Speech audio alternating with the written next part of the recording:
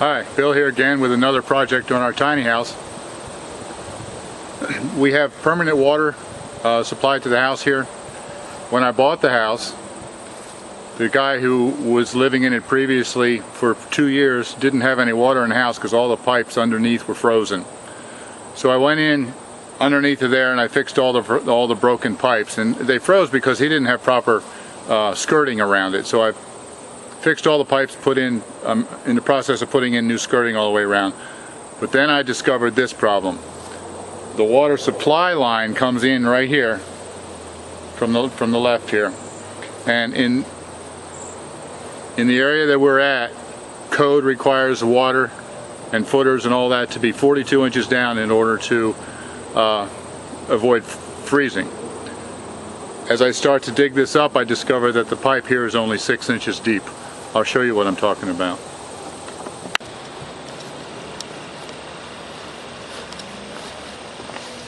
So here's the supply line. It's a copper half-inch pipe, and it's only 6 or 8 inches deep. It goes underneath there, and right here it disappears underneath the root ball of this big tree. It does have this heat tape wrapped around it, but who knows how old that is. And I trace it up and I find out that it's broken right there. It's just cut off, so it hasn't even been working. So now I have a real dilemma, because this is supposed to be, like I said, 42 inches deep. I would like to see it run deep underneath the trailer and then come straight up, so back away from the edge so it doesn't freeze. So the water, the shutoff valve is right there.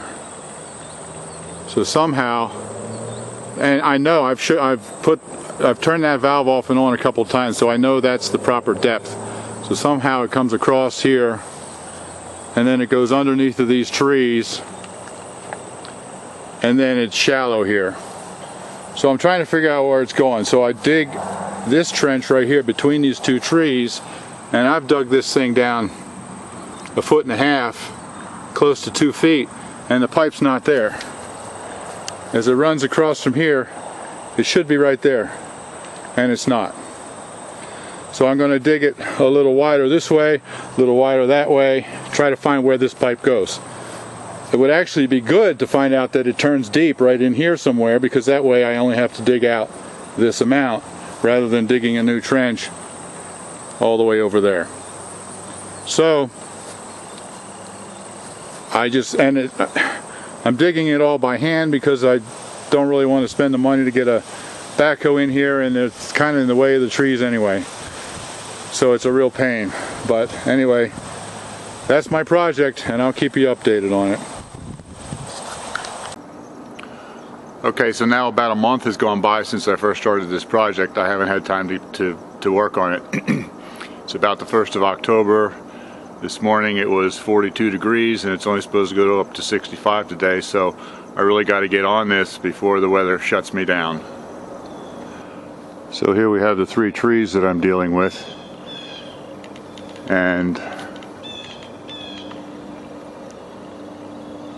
the pipe started, the trench started right there, and I followed it all the way around, dug test holes all along here. You can see that I've already filled it in, but it comes here and then it disappears under this root ball. So then I dug over here and I found it again. There's the well pipe right there, the water pipe, and then that's the sewer line. But still, I'm all the way back here, 20 feet from the trailer, and that pipe is still only 1 foot deep. So I'm going to have to keep digging until it gets deeper. What a pain.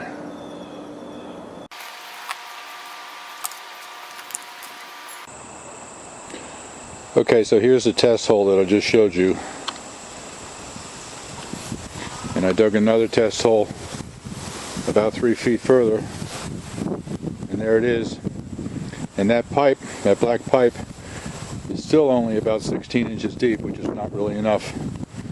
But at this point, I'm about 25 feet from the trailer,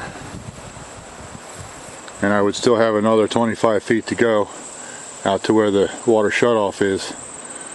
I've decided that I'm just going to go from this point, and I'm going to dig it down. From this point I'll go maybe 2 feet, 2.5 feet from there over to the trailer.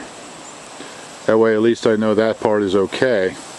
If I still have problems with it freezing, then I know that I can start from this point at some time in the future and dig that way out to the shutoff valve. But I just don't have the time, money, or energy to do the whole thing right now.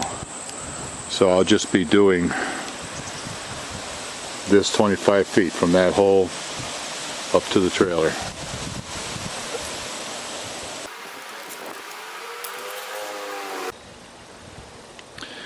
So I've just run into a problem that I didn't expect. This trailer at one time was hooked up to a septic system, and apparently about 10 years ago the township put in a sewer system and forced everybody to hook up to it. Everybody's still grumbling about that. But the test hole that I had dug over here clearly had the sewer line and the water line, and then I started digging the trench to the house and I discovered something else. Now here's part of the trench to the house, and you'll see right there is another sewer line. Turns out this is the active sewer line. The old one was the septic system line, which is no longer being used. The problem is the way I found it. I found it with my pickaxe. See that hole right there? Pickaxe went right through the pipe because I didn't know it was there. So this is going to be a problem.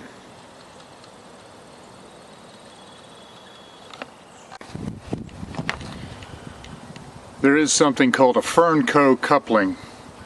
It's a plumbing fitting. It's made out of rubber.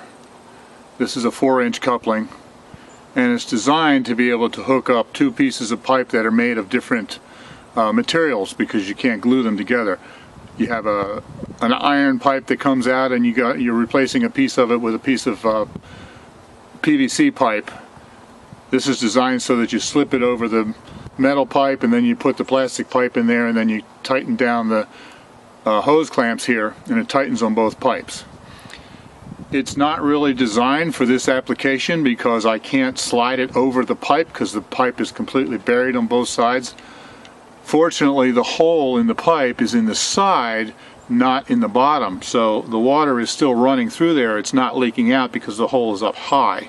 But I have to make sure that it doesn't fill up with dirt and whatnot. So what I'm going to try to do is cut this right lengthwise this way so that I can slide it over the pipe, and then I can put the pipe fittings here. Pipe clamps, hose clamps, that's it. I couldn't think of the word. I can put the hose clamps and tighten them down on both sides, and hopefully that'll take care of the problem. So we'll see what happens here. Now I slit the Fernco coupling and I put it around the pipe. Turns out it was too big. That's because this is designed for Schedule 40 pipe, which has a thick wall, and this is thin wall. It's only used for drain, and so it's the diameter on the outside is not as big. So I had to cut out this extra little piece, goes right in there, just to get it to fit. So now I put it there and it fits perfectly. So I'm going to put the gap here at the top, and then I'll put the hose clamps around it, and that should take care of it.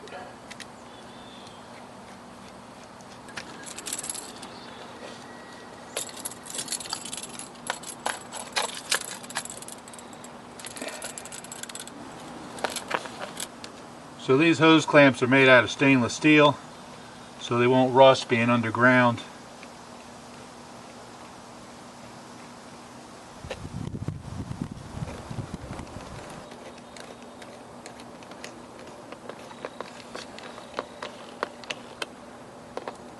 we have it. Fernco coupling installed with the cut, which shouldn't be there, but with the cut at the top, and the hole that it's fixing is about here, so that should seal it nice and tight. When I cover it with the dirt, it's not going to be an issue. I have the trench dug about 22 to 24 inches deep. I'd like to go deeper, but I'm afraid that's about all I'm going to get.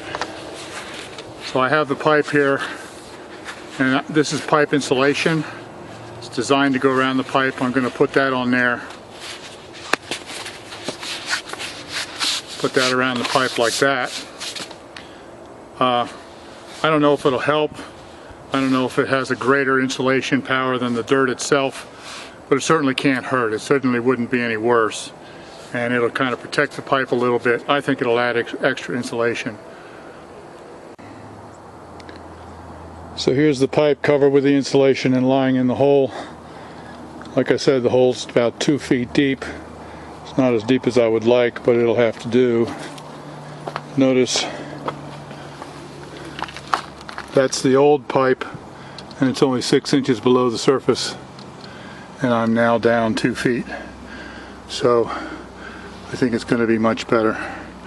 The other end out there where I'm hooking to the original pipe is only 14 inches deep, so I'm already considerably deeper than that, almost a foot deeper. Here's hoping for the best. So I've now made most of the connections. The old connection went up that way, and the new one turns and goes this way. And then I filled in most of the trench here over to the house.